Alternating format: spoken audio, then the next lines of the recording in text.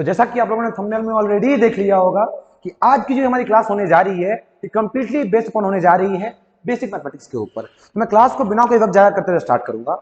बस class start करने से पहले आपको हल्की सी इंट्रोडक्शन देना चाहूंगा कि आखिर क्या होती है बेसिक मैथमेटिक्स। जनरली बच्चों का जो कॉन्सेप्शन होता है इस टॉपिक को लेके वो ये होता है कि सर बेसिक मैथमेटिक्स का मतलब है डिफरेंशिएशन और इंटीग्रेशन, जो कि हकीकत बात बिल्कुल भी नहीं है। फिर सवाल ये उठता है कि आखिर क्या होती है बेसिक मैथमेटिक्स। मैं ये बिल्कुल भी नहीं कह रहा कि बेसिक मैथमेटिक्स में डिफरेंशिएशन और इंटीग्रेशन नहीं आती है, लेकिन बेसिक मैथमेटिक्स सिर्फ डिफरेंशिएशन और इंटीग्रेशन ही है, ये बात बहुत गलत है। फिर आपको मैं पूछ रहा था कि सवाल क्या आता है कि आखिर क्या होती है बेसिक मैथमेटिक्स। तो कहते हैं जब अपने क्लास 11th और 12th के जर्नी में फिजिक्स और केमिस्ट्री को पढ़ोगे तो फिजिक्स और केमिस्ट्री को पढ़ते टाइम आपको अलग अलग जगह पे अलग अलग तरीके के मैथ्स दिख रहे होंगे या दिखने वाले होंगे आगे।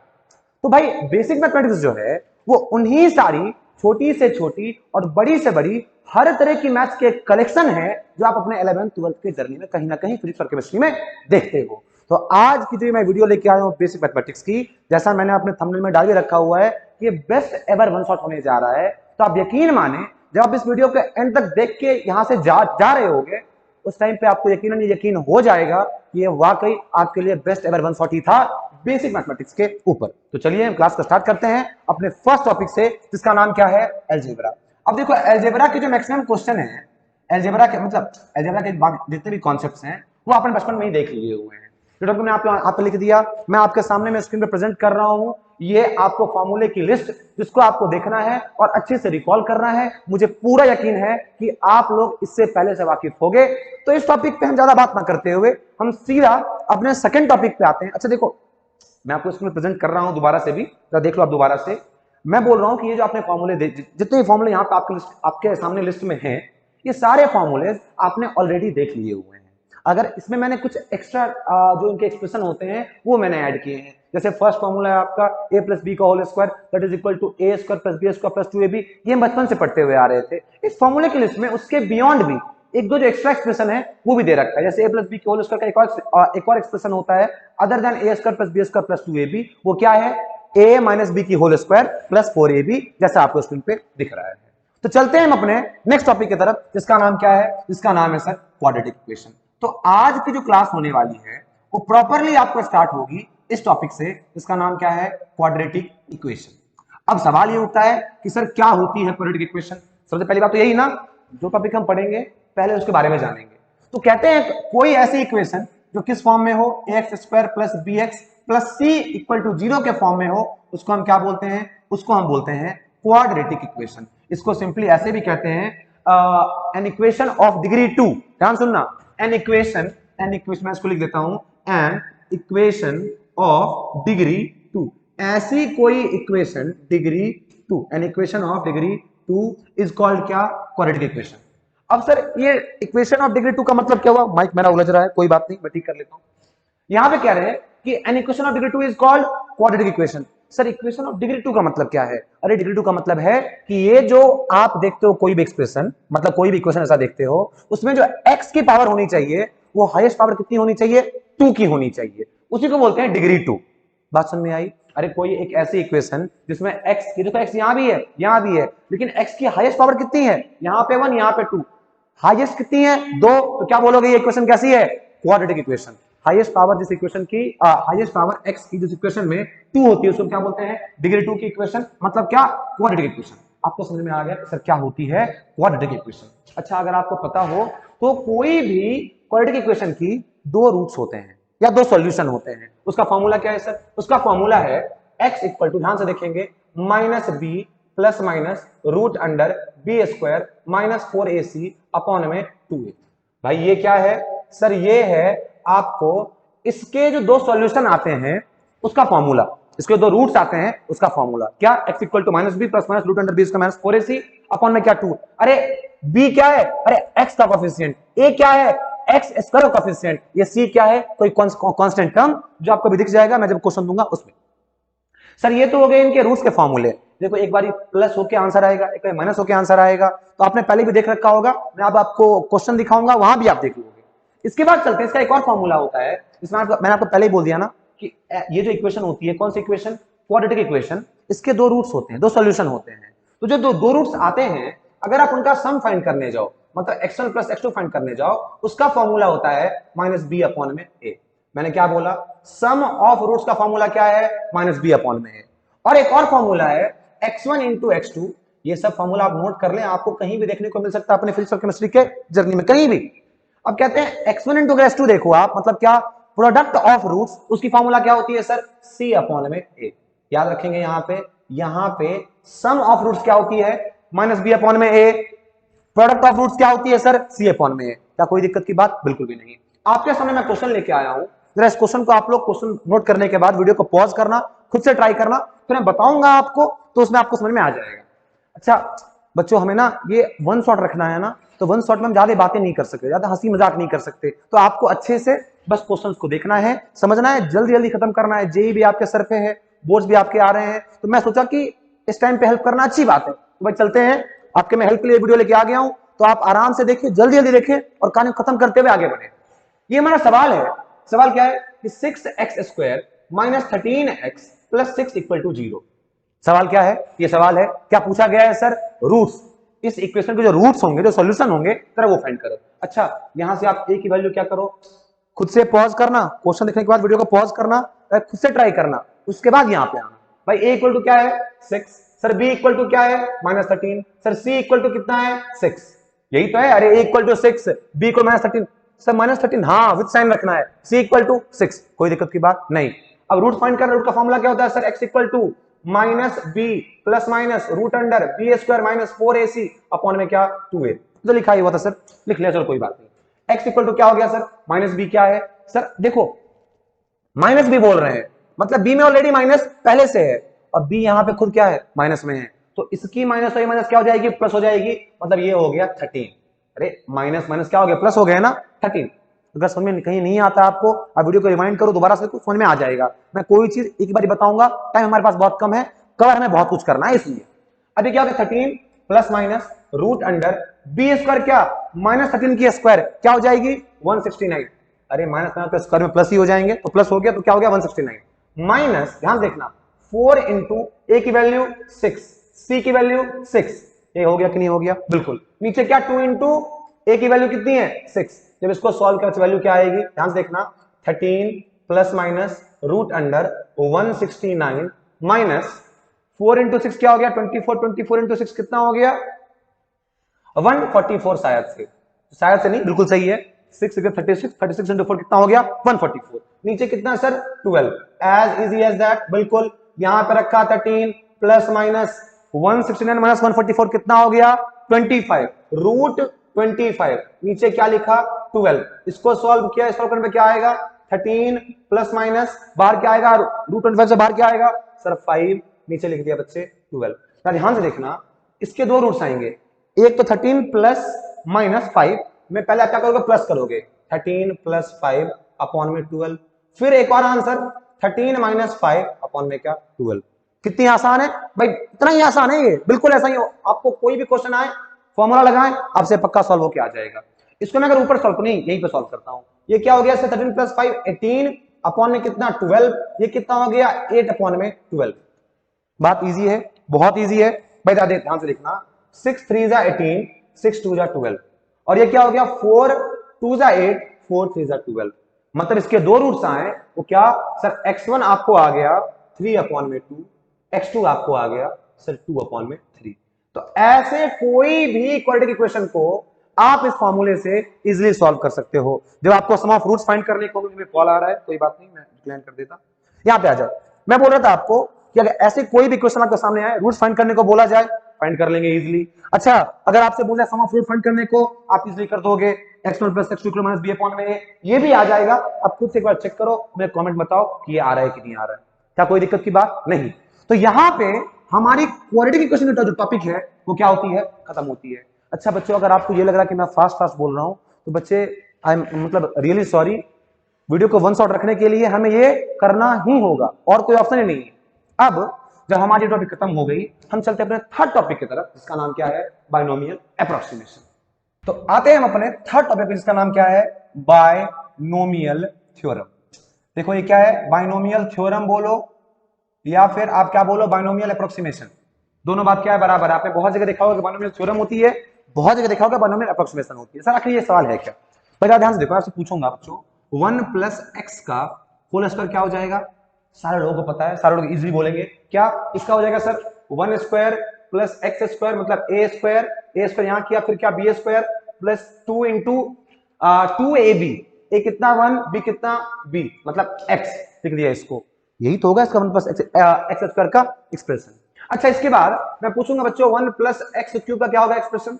तो आप लिखोगे A cube plus B cube plus 3a square plus 3ab square.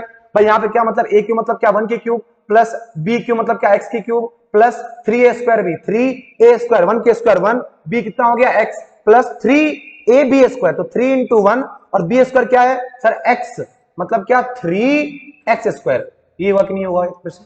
एकदम सही है, बिल्कुल सही है। मैं आपसे पूछूंगा बच्चों अब कि 1 प्लस एक्स की पावर अगर n हो जाए, x की पावर क्या हो जाए 1 प्लस एक्स की होल पावर क्या हो जाए n हो जाए, और n यहां पर कुछ ही वैल्यू हो जाए, तो आप कैसे फाइंड करोगे इसके एक्सप्रेशन? मतलब तो कैसे फाइंड करोगे इसकी वैल्यू? आप बोलोगे सर ये भी होता है क्या, मतलब 2 3 के बियॉन्ड भी कुछ होता है? अरे कुछ भी हो सकता है ना, अगर 2 हो सकता है तो 4 भी हो सकता है, 5 भी हो सकता है, 6 भी हो सकता है, कुछ भी हो सकता है। ऐसे में ऐसे किसी एक्सप्रेशन की वैल्यू हम कैसे ऑब्टेन करते हैं? तो ऐसे किसी एक्सप्रेशन की वैल्यू ऑब्टेन करने के लिए कौन आया है? बाइनोमियल थ्योरम या फिर बाइनोमियल एप्रोक्सीमेशन। अब 1 प्लस एक्स की होल पावर जो n होती है, इसको आप लिख सकते हो 1 प्लस n की, मतलब ये जो n थी कहां भेज दिया इसको? x के पास। मतलब ये जो इस पूरे की पावर थी, पावर कहां भेज दिया? x। अपनी पावर को अपने x के पास नहीं भेजना है भाई, यहां जो पावर है n, इस पावर को कहां भेजना है? x के पास भेजना है, इस x के पास भेजना है। हमने क्या किया 1 प्लस, अगर इसको आप x के पास भेजोगे तो क्या हो जाएगा nx। यही तो होगा कि नहीं होगा? लेकिन इसकी एक कंडीशन है, ये कहता है बाइनोमियल थ्योरम कि ऐसा आप कर सकते हो, लेकिन कब कब कब? व्हेन ये कंडीशन है क्या? व्हेन x, ध्यान देखना, व्हेन क्या है कि x जो हो वो बहुत छोटा हो किससे? 1 से। ये बात बहुत जरूरी है। जब x, ये जो यहाँ पे जो x है, अगर ये 1 से, या मतलब यहाँ पे 1 है उससे मतलब नहीं है, ये x होनी चाहिए 1 से क्या होनी चाहिए? बहुत छोटी होनी चाहिए। क्या होनी चाहिए? बहुत छोटी। अगर है तो आप इसको ऐसे जरूर लिख सकते हो, मतलब क्या 1 प्लस एक्स की होल पावर n को हम लिख सकते हैं 1 प्लस n को आगे भेज दिया nx।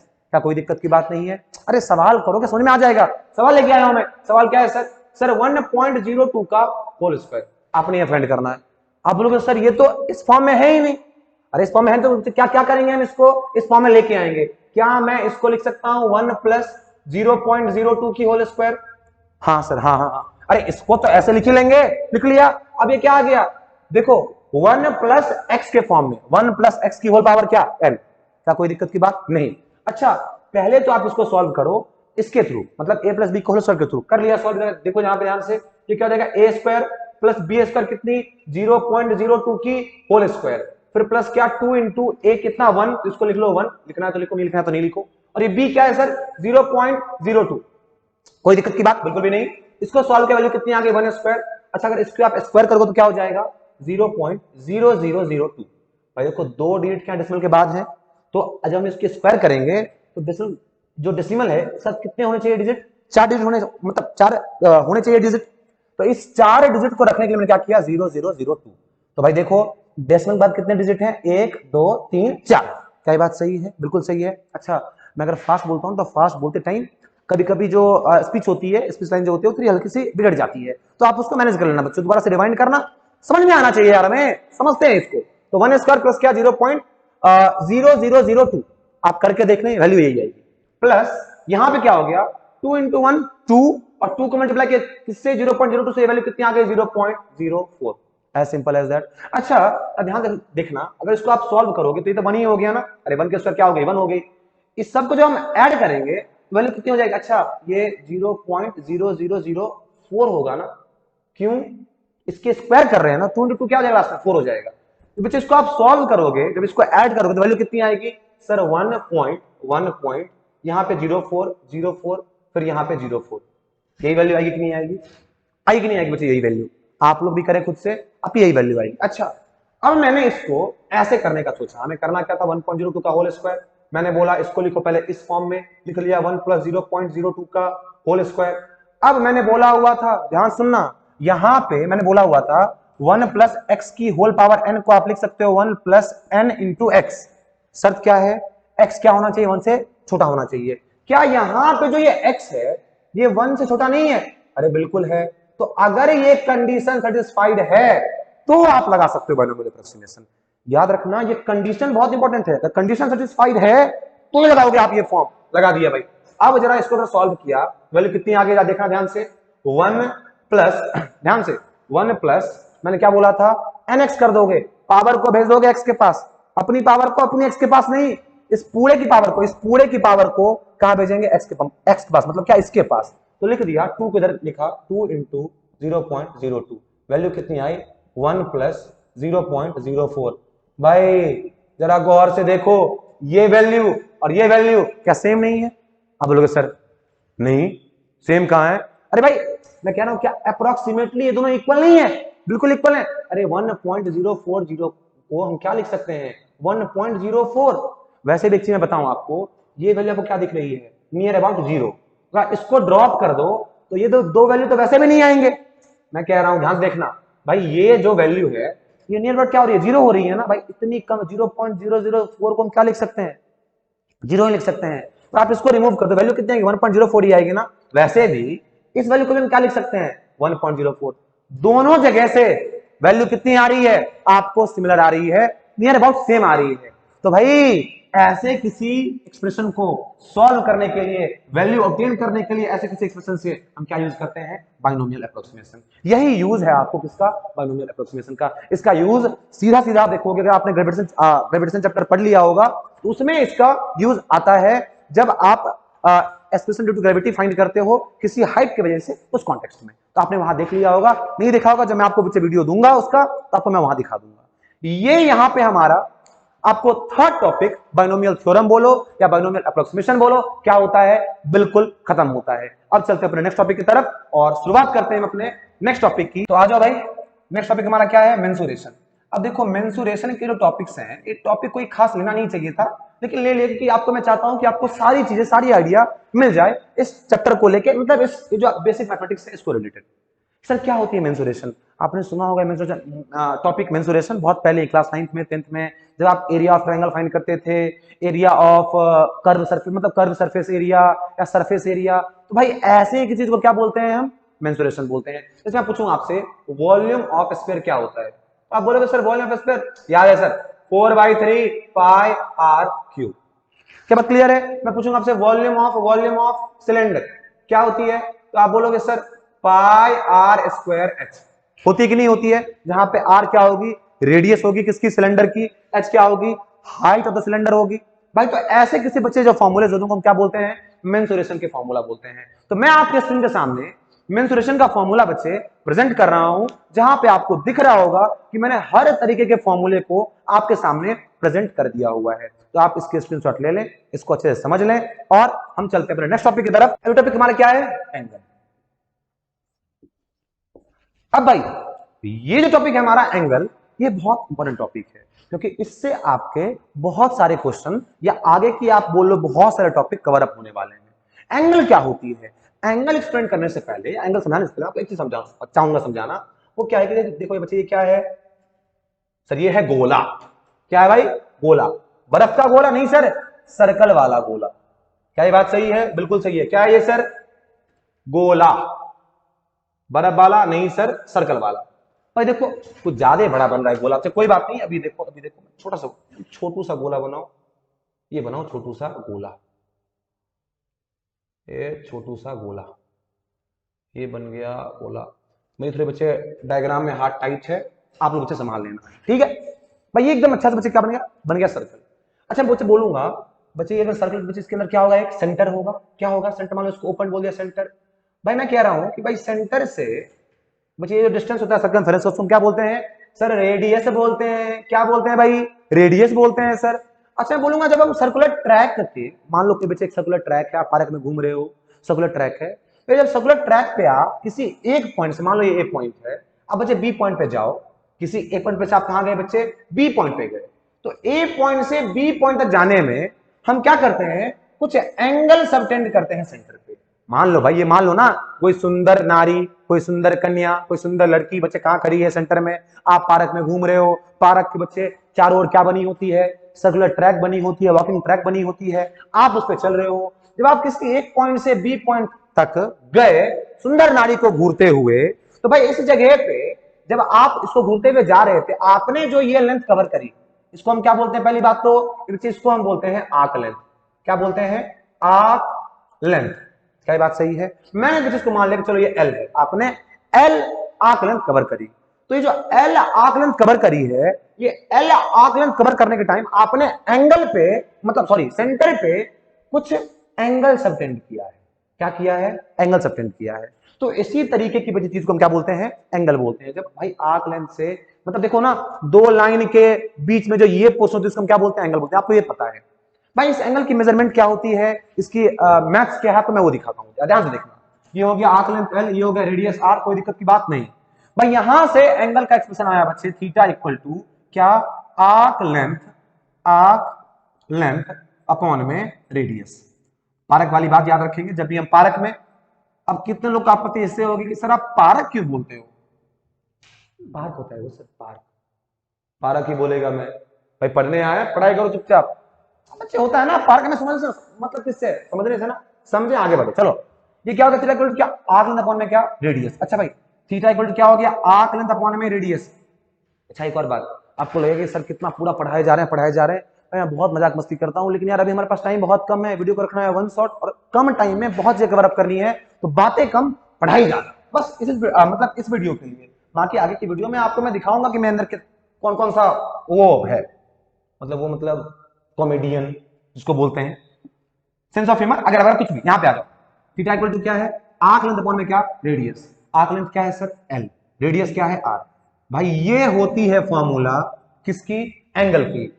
आर्क मतलब थीटा इक्वल टू क्या? आर्क लेंथ अपॉन में रेडियस। तो क्या यहां से आप लिख सकते हो कि एल इक्वल टू क्या होता है सर? Are theta.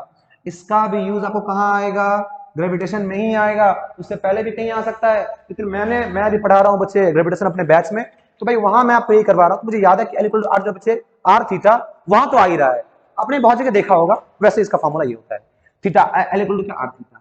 अच्छा ये जो आपने थीटा लिखा है, आर में ये लिखा है रेडियस, ये थीटा होती है, इस बच्चे ये यूनिट होती है, क्या होती है इसकी? तो ये यूनिट होती है वो बच्चे होती है रेडियन में। क्या होती है? रेडियन में। आप उससे कैसी बात कर रहे हो? हमें 10वीं तो यही पढ़ा है कि एंगल होती है डिग्री में, आप लिख रहे हो कि एंगल की यूनिट क्या है? रेडियन। हाँ भाई रेडियन होती है। फिर आप बोलोगे उससे, लेकिन हमने जो पढ़ा इतने टाइम से डिग्री में, तो क्या गलत था? गलत नहीं था बच्चे। अच्छा आपको जो फिर क्या सब कोई नाता रिश्ता है इस रेडियन में और जो हमने पढ़ा था डिग्री उसमें? हाँ ये अच्छी सवाल है, मैं आपको बताऊंगा बिल्कुल रेडियन में और डिग्री में रिलेशन है। अच्छा बच्चों दिमाग लगाओ, अब समझते हैं कि क्या रिलेशन है रेडियन में और डिग्री में। बच्चा आपसे पूछूं कि आप ये जो ए पॉइंट से स्टार्ट हुए, तो जब आप ऐसे ऊपर जा रहे थे, बच्चे ऐसे ऊपर जाने टाइम में पहले आपने एंगल ऐसे मतलब जब स्टार्ट किया होगा, मतलब यहां से यहां तक आप पहुंचे होगे, तो ये आंख लेते कुछ एंगल बनाया होगा, यहाँ पे मान लो 30 डिग्री, ऊपर आए 60 डिग्री, और आगे गए 90 डिग्री, और ऐसे हो गए 180, आगे आए 270, फिर पूरा ऐसे, जब आप ऐसे थे ऐसे से पूरा कैसे हो गए? ऐसे घूम गए, तो कितना एंगल कवर हुआ भाई? सर जब पूरा घूम जाएंगे तो एंगल कवर हुआ कितना? 360 डिग्री। एंगल कितना कवर होगा? 360 डिग्री। तो भाई मैं, अच्छा एंगल 360 कब सबटेंड होता है भाई सेंटर पे? जब आप वन कंप्लीट रिवॉल्यूशन करते हो। तो कहते हैं वन कंप्लीट रिवॉल्यूशन के बाद क्या होता है? जब आप वन कंप्लीट रिवॉल्यूशन करते हो तो क्या होता है? वन कंप्लीट रिवॉल्यूशन मतलब है कि एंगल पे, मतलब सेंटर पे आपने एंगल सबटेंड किया है 360 डिग्री। सेंटर पे आपने कितना बचा एंगल किया सबटेंड? 360 डिग्री, कोई दिक्कत की बात नहीं। एंगल पे मतलब सेंटर पे एंगल कितना हुआ सबटेंड? 360 डिग्री। अच्छा मैं पूछूंगा आपने लेंथ कितना कवर किया? तो लेंथ आप बोलोगे सर सिंपल है, यहां से हम निकले हैं यहीं को पहुंचे हैं, मतलब क्या हमने शायद इस पूरे सर्कल की सरकमफेरेंस को कवर किया है। अरे भाई ये आप पूरा वन कंप्लीट रिवॉल्यूशन में आप कहां पहुंचोगे? पूरे सर्कल के हर एक पॉइंट कवर करते हुए उसी पॉइंट पे पहुंचोगे जहां पे आप पहले थे ऑलरेडी। क्या बात सही है? तो भाई ऐसे किसी केस में आपने कितना लेंथ कवर किया? अगर मैं आपसे पूछूं आपकी आकलन किसके बराबर, तो आप बोलोगे सर आकलन शायद से सरकमफेरेंस के बराबर। अरे पूरे सर्कल की जो पेरिफेरी होती है, जो एज होती है, सरकमफेरेंस होती है, उसकी लेंथ कितनी होती है? 2 पाई आर ना। तो भाई यहाँ पे एल क्या हो गया? 2 पाई आर। आर क्यों? कैपिटल आर क्यों? कितनी है रेडियस? Capital R. कोई दिक्कत की बात नहीं। थीटा पता है, एल पता है, अच्छा आर तो पता ही है कितनी है रेडियस, कोई दिक्कत की बात नहीं। फॉर्मूला क्या थीटा का? Sir theta equal to L upon में आर। कोई दिक्कत की बात बिल्कुल भी नहीं। ये फॉर्मूला उठाओ, इस पे वैल्यू बिठाओ।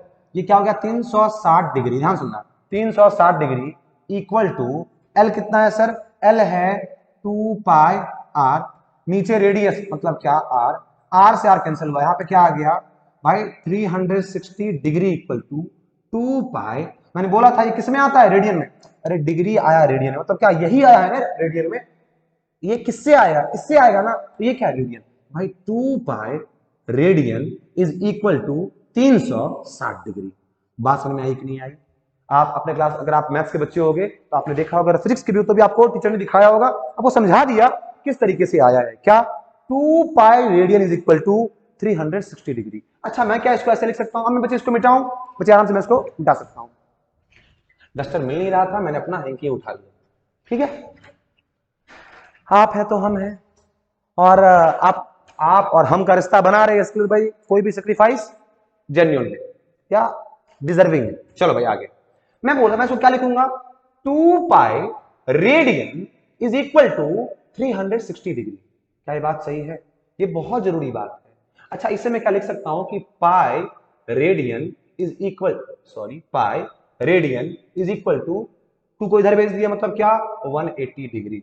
अरे 2 पाई में से 2 को इधर भेजोगे, यहाँ पे क्या जाएगा? 360 पॉइंट में क्या 2, कितना हो गया? 180 डिग्री। सर कितना हो गया ये? 180 degree. Pi radian is equal to 180 degree. Sir ध्यान से, अगर पाई रेडियन बचे 180 डिग्री, तो मैं आपसे पूछूंगा, जब आपको ये पता है कि पाई रेडियन में 180 डिग्री होते हैं कि नहीं होते हैं? बिल्कुल। इसमें कितने? 2 पाई सर रेडियन में 360 डिग्री। क्या ये बात क्लियर है? बिल्कुल क्लियर है। तो आज से अगर आप कहीं पाई लिखा हुआ मिल जाए, क्या बोलोगे? 180 डिग्री। कहीं मिल जाए बच्चे 2 पाई लिखा हो, क्या बोलोगे? 360 डिग्री। अच्छा 2 पाई मतलब क्या? 2 पाई रेडियन, ऑब्वियसली अगर कहीं पे लिखा तो वो रेडियन में ही होता है। ठीक है भाई। अब यहां पे आपको सवाल जो आते हैं वो ये आते हैं, किस तरीके से हम, अगर रेडियन में कोई वैल्यू हमें गिवन है, उसको डिग्री में कैसे कन्वर्ट करते हैं, या फिर अगर डिग्री में वैल्यू गिवन है तो उसको हम कैसे करते हैं कन्वर्ट? किसमें? रेडियन में। बिल्कुल सही। अब हम किस तरीके से रेडियन को करते हैं कन्वर्ट डिग्री में, और डिग्री को करते हैं कन्वर्ट रेडियन में, ये एक्सप्रेशन हम देखेंगे। और आपके लिए मैं क्वेश्चंस भी लेकर आया हूं, आप क्वेश्चन पे ट्राई जरूर करें और आप अच्छे से सीखें किस तरीके से हम कन्वर्ट कर सकते हैं डिग्री को रेडियन में और फिर रेडियन को डिग्री में। और यहां आते हैं, अगर pi radian is equal to 180 degree, इसका मतलब है 1 radian is equal to 180 upon में पाई डिग्री। अरे बहुत सिंपल, ध्यान सुनो, पाई रेडियन में 180 डिग्री। अरे 5 पेन, देखो 5 पेन अगर 25 रुपए में, तो एक पेन कितने में? एक पेन कितने में? तो सर 25 अपॉन में 5।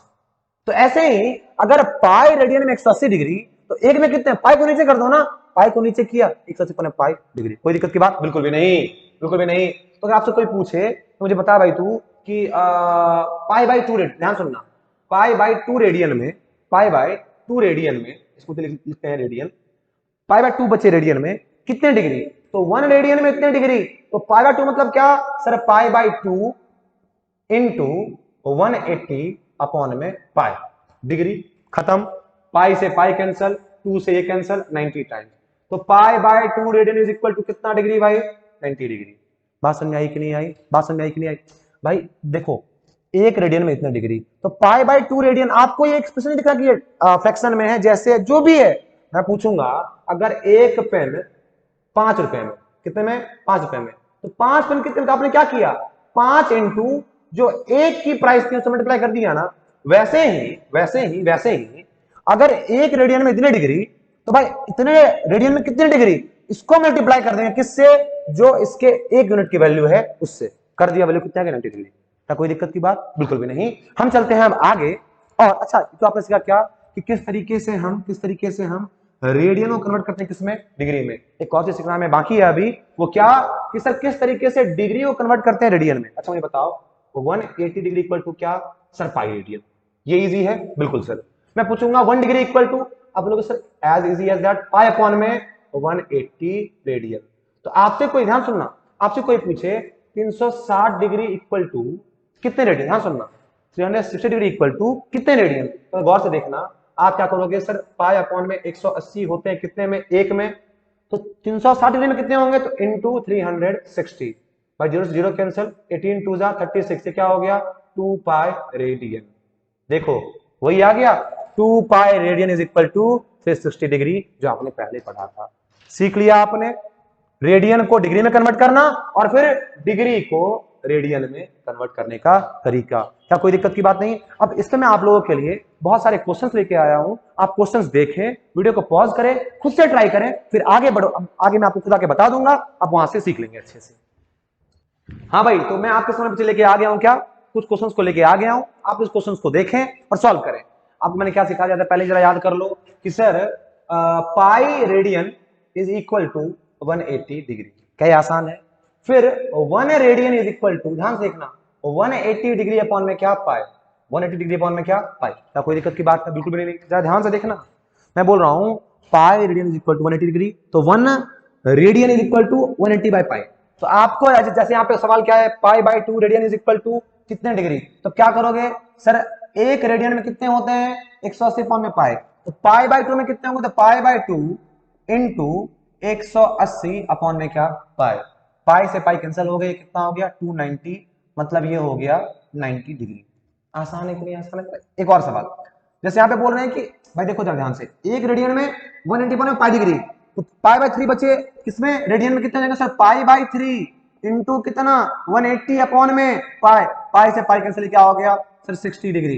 इजी है कि नहीं इजी है, 60 डिग्री। तो भाई नेक्स्ट वाला आपका क्या है, पाई बाई 4 रेडियन। ध्यान से देखना, अगर पाई बाई 4 अगर रेडियन हमें सॉल्व करना है तो कैसे सॉल्व होगा सर, 1 रेडियन में कितने 180 अपॉन पाई डिग्री, तो फिर पाई बाई 4 में कितने, तो पाई बाई 4 इंटू, ध्यान से देखना, पाई बाई 4 इंटू क्या, पाई बाई 4 इंटू एक में कितना 180 अपॉन में क्या पाई, पाई से पाई कैंसिल, 4 से कैंसिल होगा कितने टाइम्स में, 45 टाइम्स में, कितने टाइम्स में 45 टाइम्स में, ये कितना हो गया सर 45 डिग्री।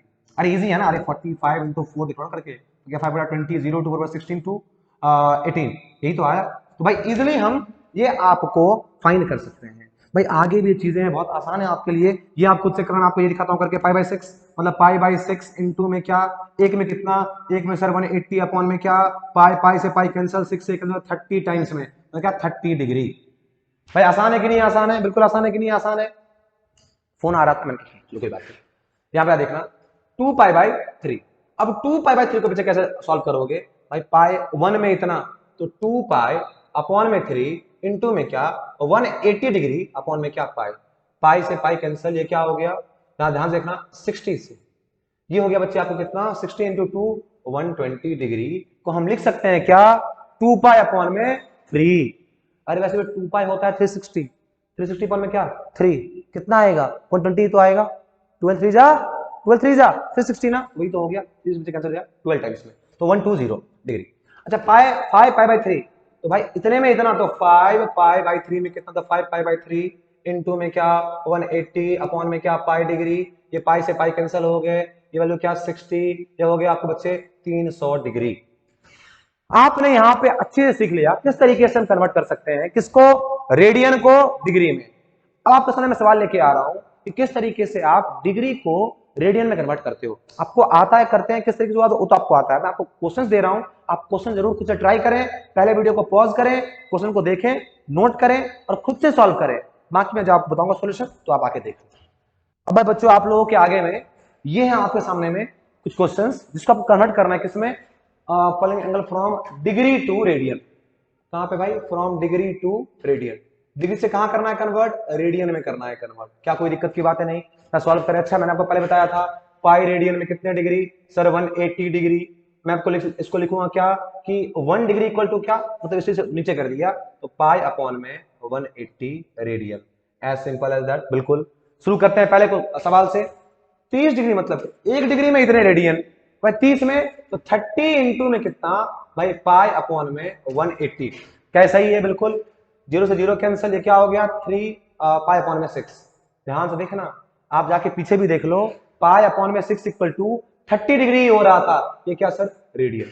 कोई दिक्कत की बात नहीं, सारे सवाल कर लोगे, मैं 180 कर दूं, 180 नहीं ये जरा कर दूं, ये आप खुद से करना है आपको, तो ये भी देख लो। भाई 1 डिग्री में पाई अपॉन में 180 रेडियन, 60 में तो 60 इंटू में पाई अपॉन में 180, 0 से 0 कैंसिल, 6 से 3 कैंसिल, ये क्या हो गया पाई अपॉन में 3 रेडियन।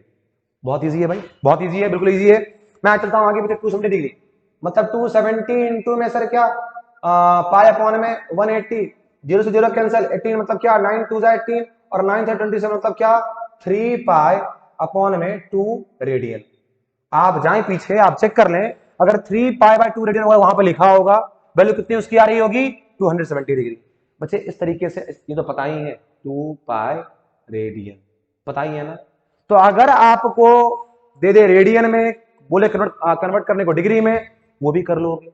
अगर डिग्री में दे दे, बोले कन्वर्ट करने को रेडियन, अच्छा दोनों बात एक ही हो गया ना, चलो ठीक है। रेडियन को दिया डिग्री में कर लेंगे, डिग्री में दिया किसमें कर लेंगे रेडियन में, बिल्कुल सही है, बिल्कुल सही है। अब हमारा ये एंगल का कॉन्सेप्ट क्या हो गया, यहां पे होता है खत्म। इसके बियॉन्ड एंगल में कोई बातें आपको कहीं पे देखने को नहीं मिलेगी। हम चलते हैं अपने नेक्स्ट टॉपिक की तरफ, जिसका